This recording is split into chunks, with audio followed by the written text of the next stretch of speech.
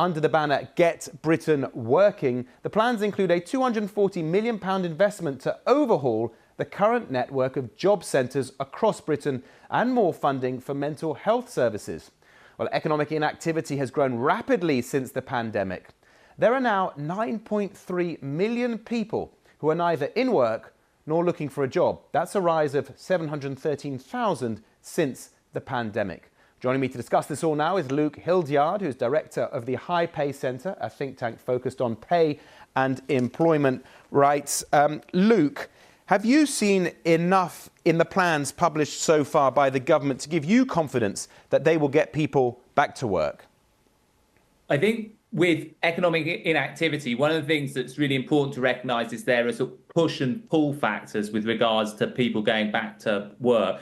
The push factors coming from the job centre and other government activities, and also the pull factors from the quality of work and what that work is going to pay. I think one thing that's really important that the government is doing and really needs to see through is this new employment rights bill, which strengthens rights at work, including protection from unfair dismissal, a right to guaranteed hours if you want to work fixed hours every week.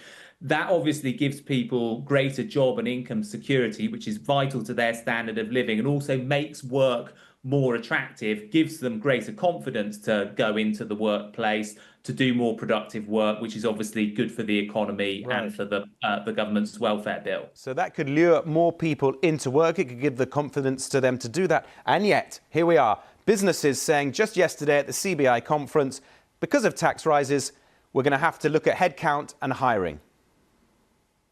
Yes, but it's important to note that the UK is one of the most unequal developed economies in the world. Wages have stagnated in this country for nearly 2 decades. We need to strengthen the bargaining power of ordinary workers and get more of the money that currently accrues to wealthy executives and investors flowing to people who actually need it. We've got issues with public services that will need funding from taxes. And ultimately, talking about economic inactivity, if we get improvements to the health service, that will improve people's well-being, and that will have a positive effect on inactivity as well. So I think there are no easy answers here. And of course, businesses are going to be upset about tax rises or about further employment regulations. But we do need to fund public services. We do need to give ordinary workers more voice at work and empower them to get pay rises. So I think what the government's doing in that respect is a good thing. Has your organisation measured any increase in economic inactivity recently?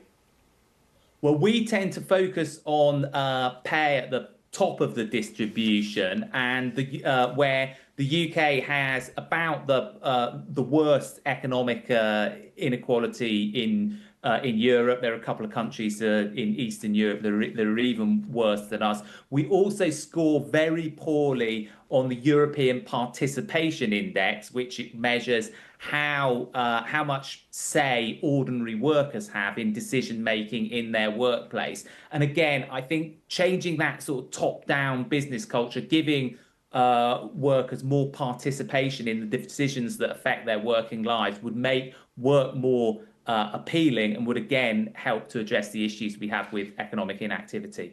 OK, Luke Hildyard from the High Pay Centre, thank you.